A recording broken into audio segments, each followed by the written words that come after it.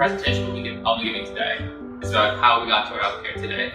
So, as Gabriel already mentioned, this is under the Benjamin Rush Institute, which is a nonprofit organization that operates on medical school campuses. And so the goal really is to get medical students involved in policy when it comes to healthcare, because there is a lot of complicated, wonky policy surrounding healthcare, as all of you know. And in addition to that, the point is it's going to affect you in the future, and it would benefit you to know more about the system that you're going to be eventually entering in when you start practicing medicine. So, without further ado, the first thing I want to talk about is just the difference between healthcare and health insurance, which sounds like a really stupid thing to try and differentiate, but we use these terms interchangeably all the time, and the result is that we kind of muddy the waters on what it is exactly we're trying to say when we talk about our healthcare system. So when it comes to healthcare versus health insurance, healthcare is efforts to maintain and restore physical, mental, or emotional well-being, especially by licensed and trained professionals.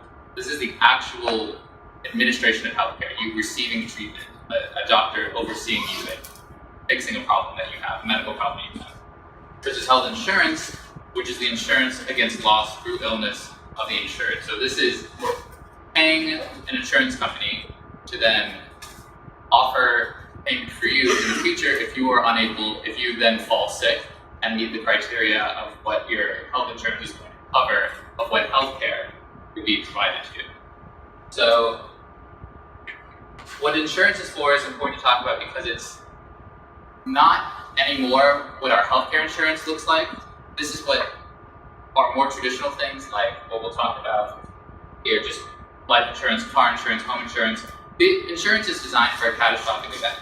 So the point is, you don't know when something's going to happen, and it's going to cost you a lot of money if it does happen, like your house burning down, you getting into a car accident, totaling your car, things like that. And the purpose of insurance is to say, okay, you're going to pay a certain amount of money at premiums every month, and it's going to pay into this fund, and the insurance company will then accept your claim if your car crashes or your house burns down, and they'll repay you for that damage. So just like a handy little chart here is you can see unpredictable event plus high cost means you need insurance.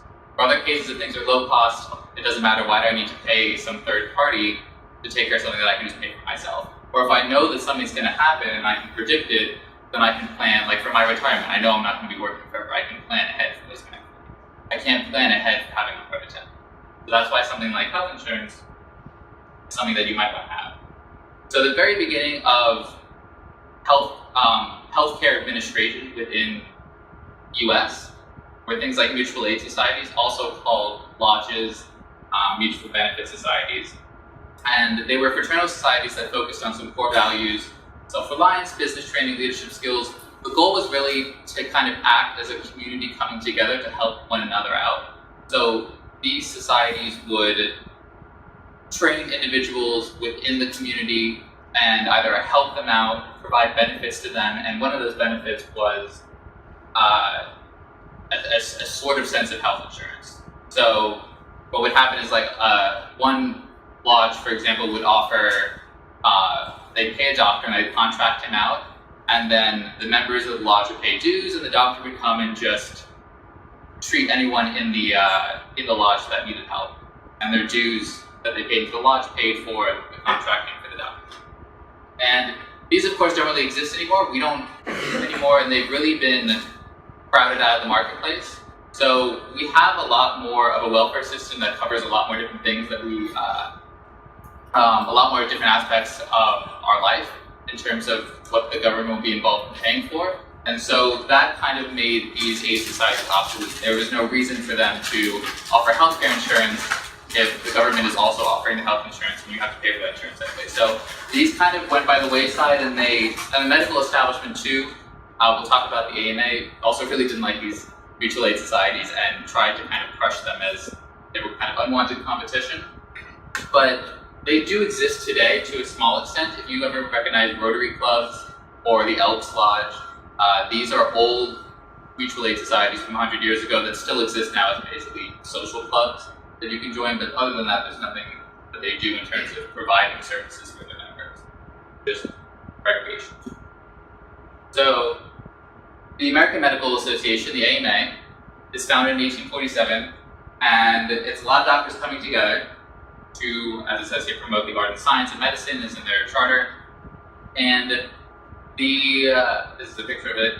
And the purpose of this was to embrace a more scientific approach to medicine and kind of shy away from the just bloodletting and hoping that people get better kind of method of things. And they organized together to promote their own interests. And as doctors, they were trying, these are more prestigious doctors who founded the AMA. And their concern was that there were too many doctors and there was too few standards of care when it came to what it meant to be a doctor and what it meant for a doctor to do. So in this case, what happened was the American Medical Association started banding together and tried to decide what other doctors should be doing to get licensed, giving licensing requirements and things of that nature. So they call restrictive standards in medical education, and they're largely ignored because they don't have any power. But the AMA kind of gets embedded with the government and is able to convince them that they're providing an important need. And this allows the government to then legislate for the AMA basic kind of licensing requirements that you have to do. And a big step in here was the Flexner Report in 1910. So this guy, Abraham Flexner, was this educational theorist, and the Carnegie Foundation was this private charity, and the AMA was like, hey guys, do this study. We think it's really important to get all these licensing procedures in, so do this study and we need you to support our findings and push them out to the public to convince people that this is the way that we need to go. So he reported the study, and unsurprisingly, he found exactly what the AMA wanted to find, which was that of 155 medical schools that exist in the US, most of them were considered substandard. Freestanding institutions were considered inferior. The main goal was that the nicer institutions were the university ones who were based out of some kind of university system, and like a university hospital. And the other ones were considered inferior and were recommended to either just incorporate into them or to shut down altogether. And normally this would just be a report and wouldn't carry any weight with it, but because the government created those licensing standards in response to this, now you start to see a shutdown of a lot of these colleges. So one thing is the reason why we're in medical school for 4 years is because of this report. This report said you should have 2 years of preclinical and you should have 2 years of clinical. And ever since then, that's why medical school has 4 years. The 155 schools that we were talking about earlier eventually ended up dropping down to 31. And this was the goal. I think it's important to recognize that the American Medical Association was there to protect their own interests. And if you want to protect your interests in an industry, your goal is to try and cut off competition and limit the supply of people who are in that. So obviously if there are less doctors, and the doctors who are still in the system can get paid more money. And that's kind of the goal moving forward of the AMA, is representing the interests of its member doctors. So the result of all those schools closing was all the other kind of medicine options being relegated to the dustbin of history, which still exists today. We have osteopathy, chiropractic stuff, and naturopathy. And you're seeing a rise in osteopathy today. A lot of you may have been applying to DO schools as well, which is what DO stands for, Doctor of Osteopathy. And the reason, ironically, that they're making a resurgence today is because these rules that we created over 100 years ago have curtailed the amount of doctors that be practicing in the US. And as you all know, we do have a doctor shortage in the US, and osteopathy is sort of now making a resurgence to kind of meet that demand for the need for more doctors. So, the AMA, of course, wasn't just partnering with the government to get these rules passed, they were also going on the offensive against their competitors. As we mentioned, the mutual aid societies earlier, they were very hated, and the AMA would basically try to prevent doctors from practicing and would sanction those doctors who chose to contract with law societies and provide healthcare for those patients. As we said earlier, the university systems were able to consolidate power because the freestanding institutions would either close down, so they had no more competition, or they would just be forced to incorporate. Because a lot of this, between the regulations and the Flexner Report, basically funding either dried up for these institutions or they just couldn't exist anymore. And there is a racial component to this because this is the 1910s, and all but 2 black medical schools were shuttered, and blacks were barred from joining the AMA, and as well as women. And the goal here was really to restrict the supply to the original people who were in the AMA, and any competition or other people who either racism or sexism back then also contributed to the fact that they were able to use their newfound power to shut out those groups of people from the marketplace of doctors being treated. So next up we have the Great Depression, which is where we're going to see our next huge change in our healthcare system. So a lot of people are struggling to make ends meet, low income, either high unemployment going on during this time as well. And this is of course affecting workers, but it's also affecting businesses. And the hospitals are struggling to make enough money. And so what they decided to do was create this sort of prepayment plan called hospital insurance. And Baylor University was the first to do this, and what they essentially said was, hey, you have a group of employers here, we'll contract out to provide health insurance for them. If they come to the hospital, then we'll cover like 17 or 18 days of hospital stay and some procedures. And this was a kind of proto form of health insurance. And the goal here was because in the Great Depression, people couldn't afford to pay for things like medical services, let alone struggling to pay for food. And the result is people would be paying doctors in kind. So they'd be like, thanks for the checkup, doctor, here's a chicken, or here's some eggs. And the thing was, this wasn't a really sustainable practice, or you can only barter so much for your services. And so the hospitals got around this by creating a steady revenue stream by they could offer this insurance, and the patients could rely on being able to be treated if they ended up in the hospital. And the hospitals then organized to make Blue Cross, which you may be familiar with that, because Blue Cross Blue Shield is something that exists now today. Blue Cross is unique because what they did was they said, we want to provide this health insurance, but we also want to provide more things, because it's not enough for the hospital just to provide this insurance. Even with this system, it was still unsure whether the hospitals would be able to have a reliable revenue stream, and they wanted to provide routine services as well to the patients. So they said, we're going to organize this Blue Cross. It's a tax-exempt nonprofit, and so because they organized as a nonprofit, they took advantage of the way the government had structured their legislation and regulation regarding health insurance. So they found a unique niche within the government to be able to take advantage of the regulations so that they could be the only competitor essentially in this market. So because they were nonprofit, they were tax exempt, so it was much more easy for them to run their business. And because they were a nonprofit and not a stock company, they had no reserve requirements, which meant they didn't have to hold any cash on hand in the event of, to show the investors in Blue Cross, like, hey, we have money, if something goes really bad, we can afford to pay for this. If there's a huge surge in patients that we see in our hospital, cover the difference. We're not going to go bankrupt. So Blue Cross was able to be the only competitor essentially in this market, and the hospitals start signing on deals essentially with the government, where, as I was saying earlier, the simple catastrophic insurance of just covering for something really bad happening to you wasn't enough. They started offering more services, and part of this, and convinced government to give them a tax exempt status so they could fulfill this. The catch here was that they were forced to submit to what's called community rating. You may have heard of this before. It's something you'll hear a lot more once you leave med school, and it's a way of how we decide how you have to pay for health insurance. So how you have to price your health insurance. So community rating says, I can only charge you based on a couple factors. So your age, your geographic location, your gender, your if you smoke, things like that. But it's limited to those basket of things, and you can't charge different prices for anything else. So the issue here is that you can't, because you can't charge different prices for different patients. Blue Cross was like, I'm not going to insure old people, because the older people are relatively sick, they're going to cost me a lot more money. I can't run my insurance business if I'm insuring all these people.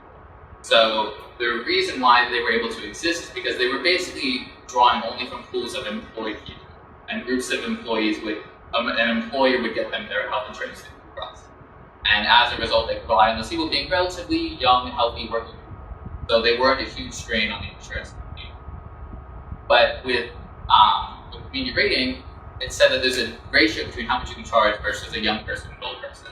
So if I constrict that and say, okay, well, I have to charge the old people more, but I can't anymore because I can only charge so much more than a young person, the result then is that everyone's prices have to go up so that I can afford to stay in business, essentially. And this creates an issue where we'll talk about later, death spiral. And for now, we're going to talk about right where doctors jump in as well, because doctors don't like the rise of third-party payment. They're afraid that it's going to impinge on the doctor-patient relationship, which, considering this was back in the 30s and 40s, was really pathetic, since a lot of issues now, a lot of doctors report dissatisfaction with the fact that there's a lot of things coming between the doctor-patient relationship and their ability to practice care without being beholden to an insurance company or something like that, an outside third-party person. And so, in response to Blue Cross forming, Blue Shield is something that's created, and this is doctors organizing originally employers in the Pacific Northwest. They organized together to form prepayment plans for groups of doctors instead of groups of hospitals, and this is what's called Blue Shield. And so these two are originally the only nonprofit health insurance people in the business because they're the only ones that have this special status. Eventually, health insurance companies, people who want to start insurance companies, realize that this is becoming a successful model, and then they start to enter the market and vastly surpass Blue Cross and Blue Shield.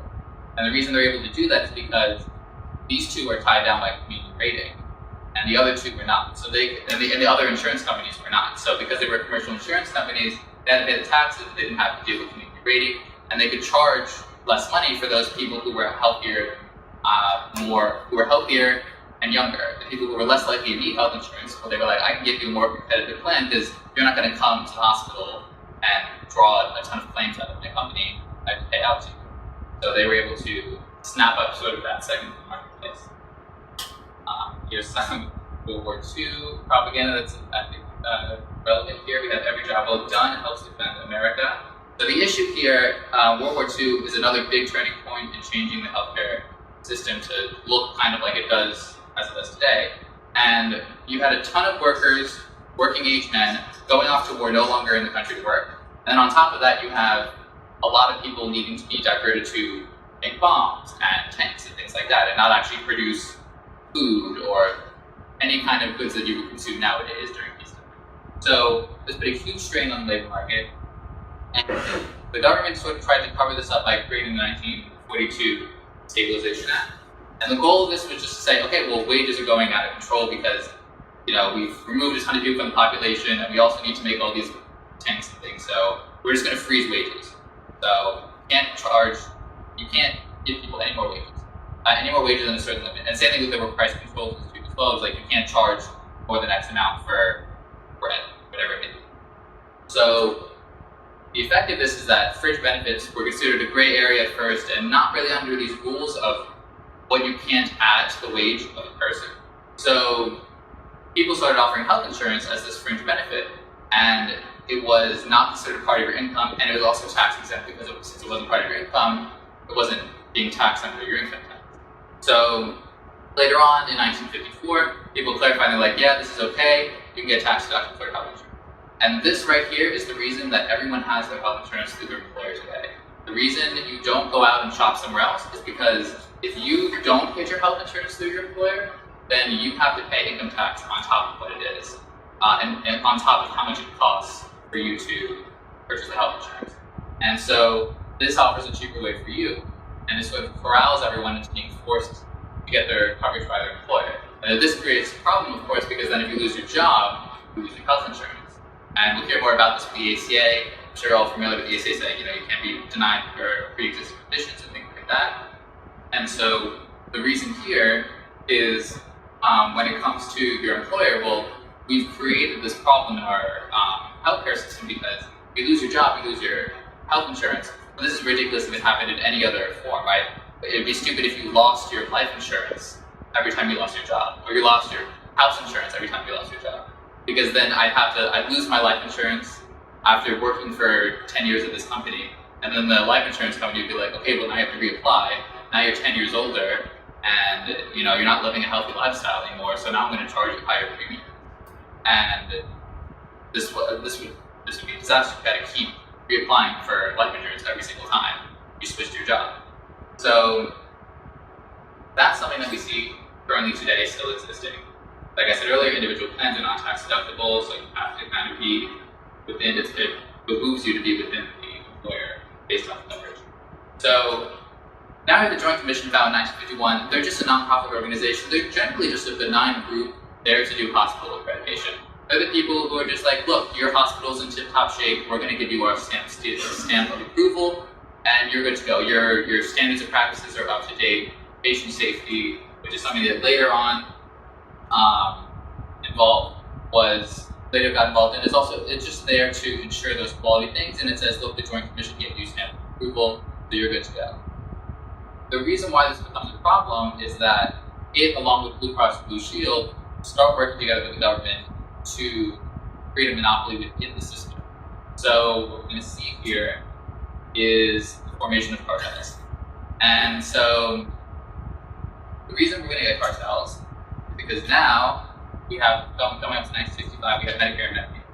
So Lyndon Baines Johnson enacts Medicare under part of the Social Security Act. So it's not new legislation, it's pinned under existing Social Security legislation because the goal is, again, Social Security is for people who are over 65 and Medicare is for people over 65. So what Medicare did was essentially created a single-payer health system for all Americans over 65. You turn 65, you're automatically in Medicare. Or I think if you have end-stage renal disease, you also get to be in Medicare. And so this is, people are asking like, well, is there a single-payer system that we should be following in the world? If anyone wants to look for something that's single-payer, you really don't need to look beyond the US because Medicare is essentially single-payer for everyone over 65. And for a lot of proponents of moving toward a single-payer health system in the US, the common refrain is basically expanding Medicare to become a Medicare for all. You expand it down below 65 to now everyone, and that would be feasibly the quickest way to instill a single-payer system in the US. So there's two parts made, Part A and Part B. Part A is just for hospital inpatient stays. If you're there in the hospital, we're going to cover those fees. Part B, you can optionally pay as well, and it's supplemental insurance that's covering outpatient stuff, so you're going to your doctor and checkup. So Medicaid was also brought into this legislation as well, and the result of this was specifically health insurance for the poor. Originally, the goal of this was just health insurance for the elderly poor, because this was tacked under Social Security legislation, under Medicare. The goal was just to pay for those elderly people who hadn't saved enough for retirement and needed subsidies for their health insurance. Of course, that's not what Medicaid is today. It's been expanded to include everyone. And the ACA continues to expand it. And again, this is talking about forming cartels, is you have private organizations like this nonprofit, the Joint Commission, and Blue Cross and Blue Shield, and they're the ones who are deemed eligible for giving hospitals Medicaid reimbursements. So if you are certified by the Joint Commission, then the Medicare and Medicaid bill said, okay, when we pay for our patients, the government pays for these patients, these hospitals are good. And if you want to be good and get this money from Medicare for treating these patients, you need to be accredited by the Joint Commission.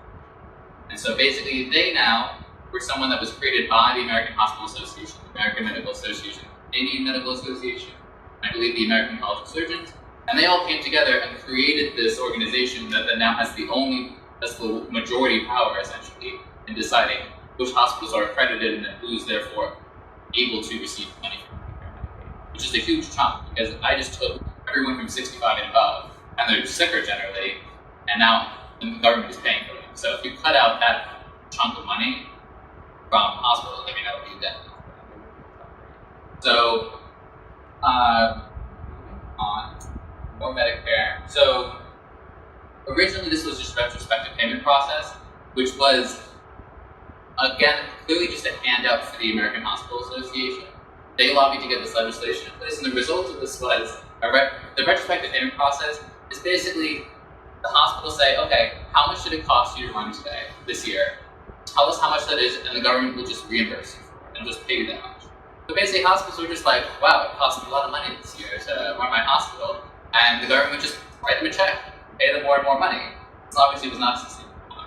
And the issue here was that it also had the perverse incentives of punishing you for being an efficient hospital. So if you managed to cut the costs in your hospital, run it more efficiently, then the government would just pay you less as a result, because they were only reimbursing you for your costs.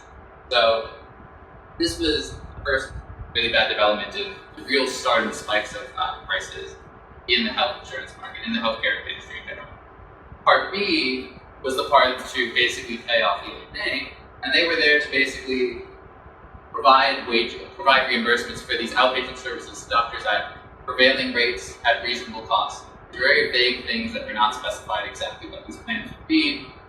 And because you had third-party insurers basically taking over the payment part of this, they didn't care. It wasn't their job to try and cut costs or control them in any way. They were just going to pass it on to the government. They were going to say, oh, okay, you charge this much. Okay, government, I need this much money from Medicare and Medicaid.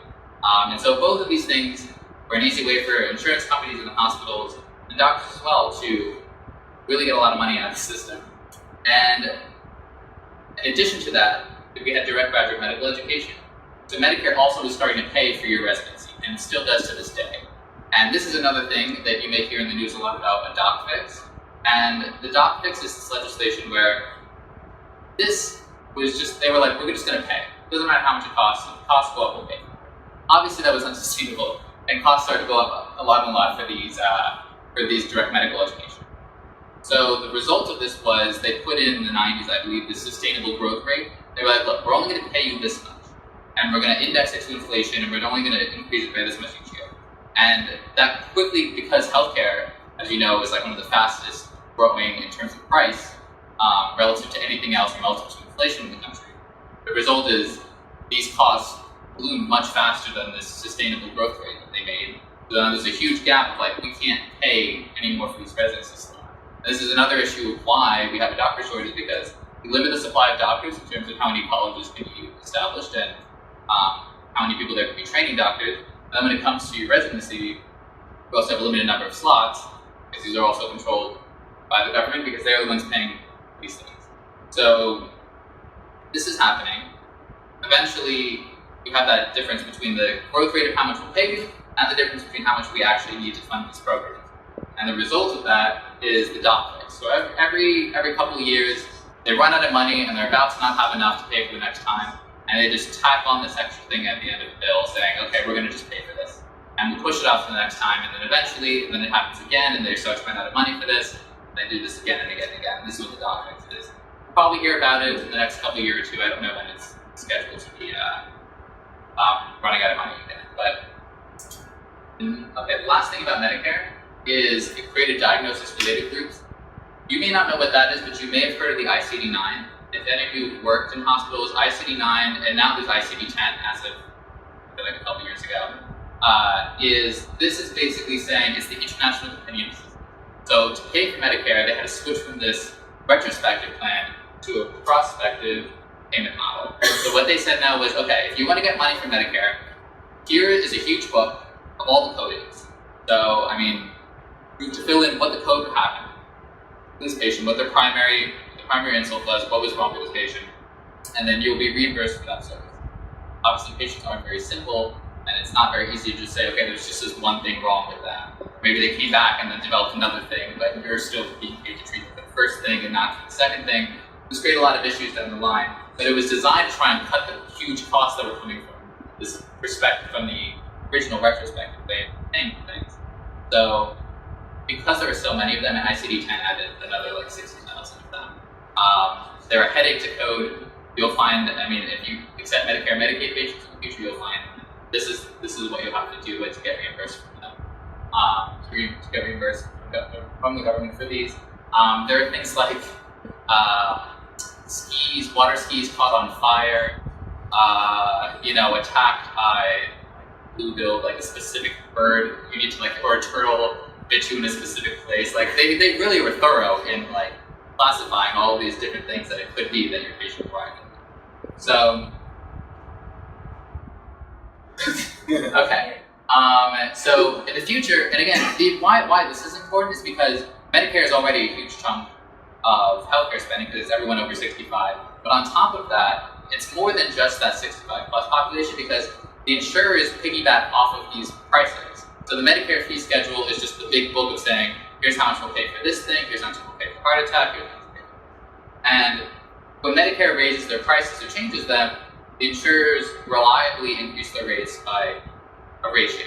In this case, it's raised by $1, they raise it by $1.80. So because of this, when you see a private insurer charging for things, they're not charging what they would have charged had they been the only people operating in the market. They're basically just saying, looking to the government saying, okay, government, what are you charging? Okay, I'm just going to charge basically that same thing. And so, in a sense, this is how the expansion of things like this, of the diagnosis-related groups, has allowed the government to basically control all prices in the market because everything ends up being pegged ultimately to the prices that the government sets. So, the next step we have EMTALA, which is the Emergency Medical, something not completely correctly. There we go. Emergency Medical Treatment and Active Labor Act, 1986. So, originally those funds we were talking about giving to pay for your residency, these were basically used by the teaching hospitals. They were the only ones getting the money because you're not a teaching hospital, you're not hosting residents, you're not getting it. And that money was basically done to pay for the poor. So if you couldn't afford to pay, teaching hospitals were generally known to be the ones who would take care of the poor and would use these funds to pay for it. But again, with this with the strain now under moving to DRGs, the purpose of them was to pay doctors less money because the growth rate was getting way out of control here in terms of how much it was costing to administer health care. So by forcing you to fill out all these forms and be reimbursed only specifically for things that the government has ahead of time decided how much it would pay for, this was their way of controlling costs. And so on top of that, you had this Hill-Burton Act that was going to expire in 1986 that was requiring hospitals to take care of the poor. So Reagan stepped in 1986 and passed that law. And the goal of this was to prevent patients from being dumped to other hospitals. So patients would be, not in a very stable condition, or they wouldn't have the right insurance, whatever it may be, and the hospital would just send them to another nearby hospital. And the thing was, teaching hospitals were mostly the victims of this dumping. So people would just dump their patients to teaching hospitals, and they'd be like, oh, you have to take care of this now. And so the purpose of EMTALA was to stop that procedure of sending off patients. And this is the kind of thing where the intentions were good here, and the results ultimately that you now have to deal with today can be quite cumbersome and ridiculous and absurd. So what we created here was, you have a medical screening exam, which you do on all the patients that come into the ER, and then you make an you assess whether or not an emergency medical condition. That's the lingo within this legislation. So you're not allowed to dump patients anymore. Every time a patient comes in, you have to perform these two things. You also have an anti-dumping statute in this legislation. So what they said is, hey, you can't, if you have a specialty and you are able to provide some kind of special service, it's your job now to take care of all those patients. So if a hospital doesn't have those services, they can send that patient off to you and anti-dump them over to you, and you're required to give them specialty care. So the reason why this starts to become ridiculous is because you want to send off a patient, but then if you are liable as a doctor if that patient ends up getting hurt in that travel, or if you deny them the ability to transfer. And the problem is, as it says here, you don't need to prove illness or injury to run a federal law. So if someone has a sore throat, well, it could be a retropharyngeal abscess. It could be something really deadly that needs to be treated right now. Something could be rupturing soon, esophageal varices, whatever it could be. And the result of this is that doctors, this is the beginning of what you see now with defensive medicine. People having to sort of be very careful in how they go about dealing with patients and whether or not they're going to transfer them at all, for fear of running afoul of EMTALA and getting fined or losing your license.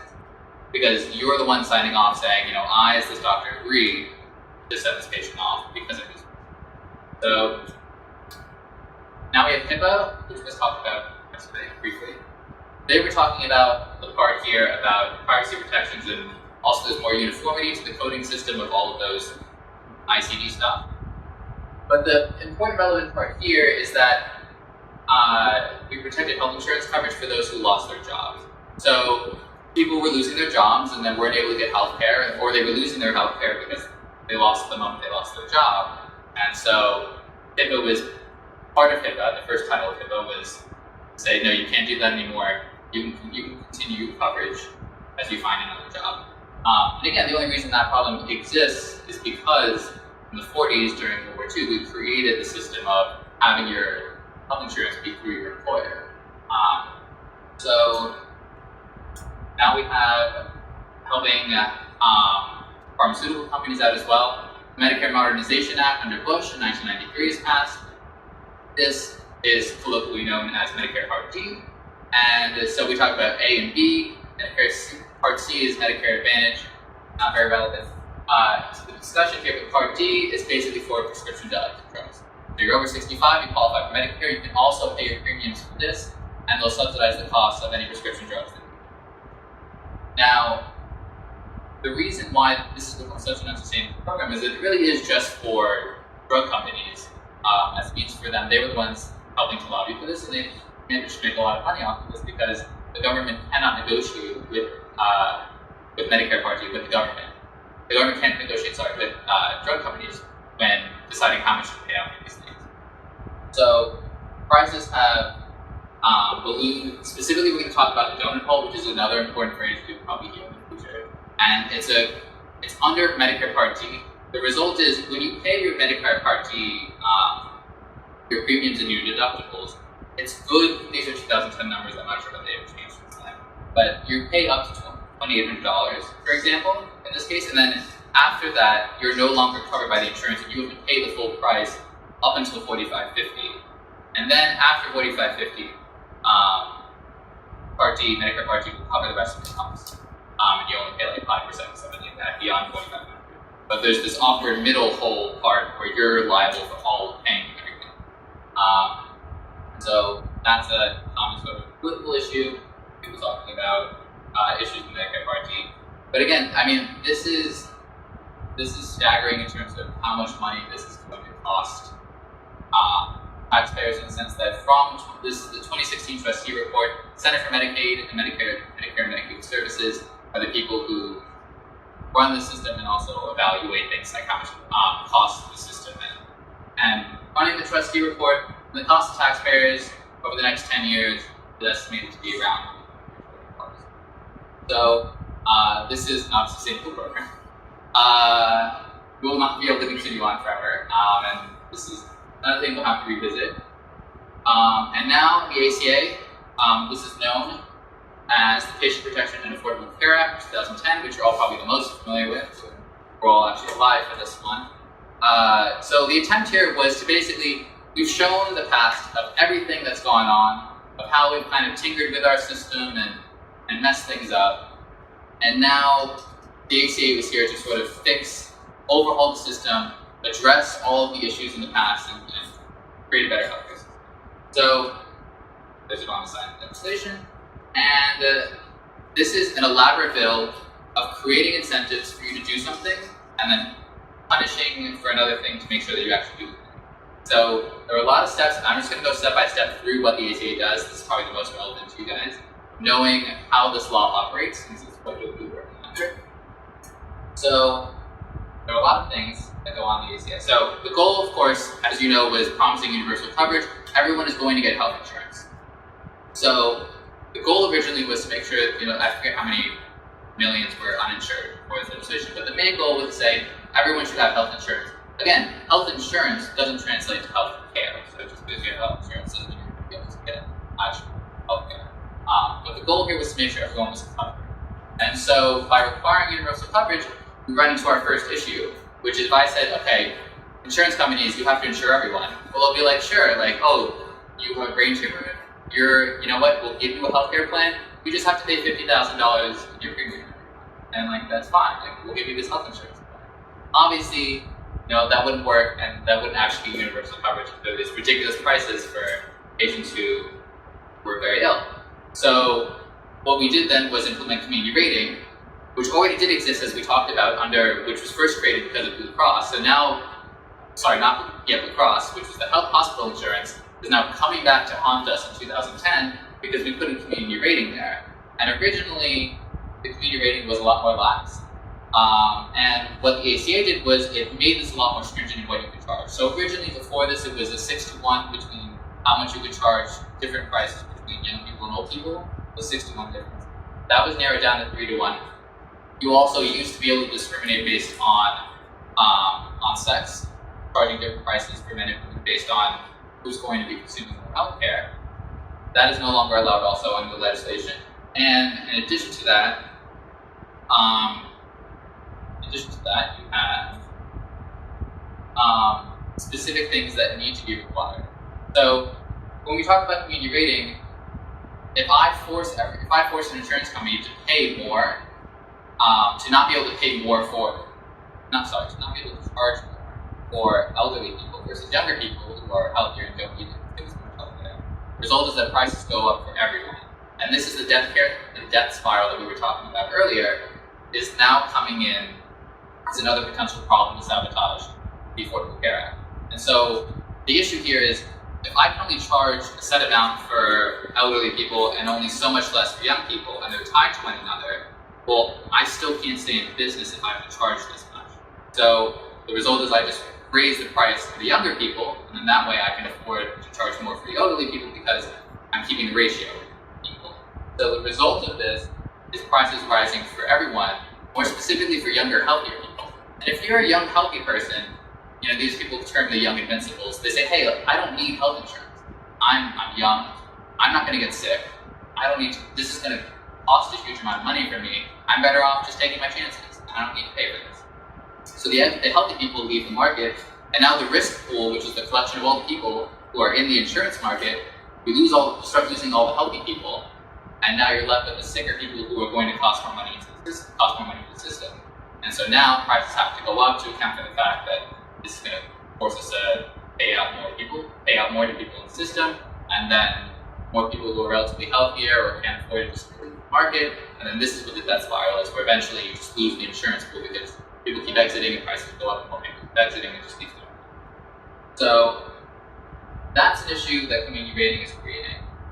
And compounding what these things are is we have essential health benefits because we're trying to combat the fact that people may not want to provide health insurance. So it's like, I have to give you health insurance if you're elderly, but I just won't include treatments for heart attacks or something like that. And that's how I'll keep my cost on it. Your health insurance doesn't cover all these things. So to prevent that, we had the essential health benefits. So there were 10 things that every health insurance provider in the US has to provide. And this was the source of the controversy. People were like, when Obama said, you keep your doctor, you're not going to lose your health insurance. And a lot of people ended up losing their health insurance because the policies that they had were fine before the ACA, but after the ACA, they didn't provide these 10 benefits. As a result, they were considered illegal to provide because they didn't meet the minimum standards required in the ACA. So insurance companies had to be like, sorry, we're canceling your plan. Here are some new ones, like pick them up. But you have to start over. So some of these are kind of ridiculous in that, but one of the health benefits here under the 10 is maternity care, and that's not just for women; it's also for men. It's things like that where we've added more things that you now have to pay in your health insurance. So we would expect health costs to go up. Right? Now everyone has to be covered for all of these things. Right? You can't tailor your plan to something that fits you individually. Everyone needs to have all of these things. If everyone has to have all of them, we would naturally expect it to cost more. So, and again, this is that spiral thing going on as a result of this. So now, in addition to that, what about all those people who want to leave the healthcare market? They're like, healthcare's too expensive. I'm just going to leave and be on my own. And the way to get people to stay in the health insurance market was the ACA said, hey, here's an individual mandate. You have to buy health insurance. If you don't, you have to pay either a percent of your income or like a flat number. And I don't know those exact specifics. Basically, you have those two options, and the one that costs more is the one that you have to pay. So that's the incentive behind the legislation to say, you better buy health insurance or you're going to have to pay every year this panel tax. The reason it's a panel tax is because if you recall, the big challenge to the ACA when it was first created was saying that the tax that was on this individual mandate, whether or not it was a tax or if it was a penalty, because if it was one or the other, it would not be considered constitutional. And then if we pulled this support out of the ACA, then the whole thing would collapse because then people could just leave without any reason to have to stay in the system to get that debt penalty. So again, this is all a lot of complex steps that we're putting in to make sure that this legislation can work. So again, what if it starts getting too expensive? We make subsidies for the poor by expanding Medicaid, as well as just saying, as well as paying it for taxing the wealthy.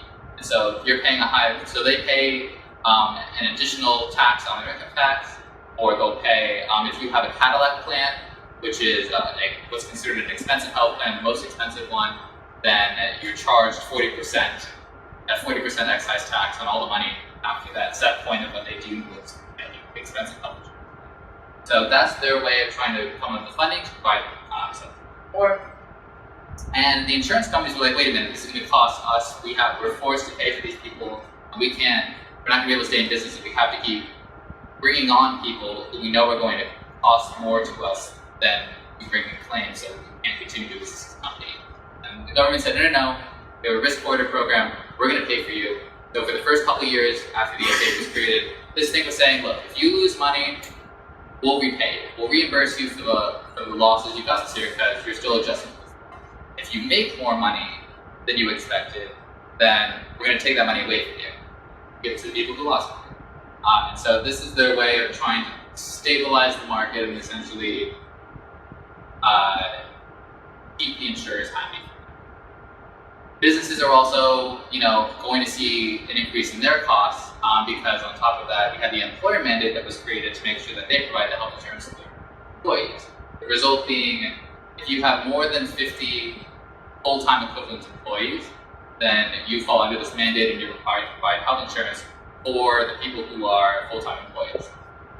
So of course, businesses have found ways around having to deal with this legislation and paying health care to their workers by full-time equivalent employees means people who worked 30 hours, which is considered full-time. That's like an equivalent person. So if I had two 15-hour week people, they're considered one equivalent employee.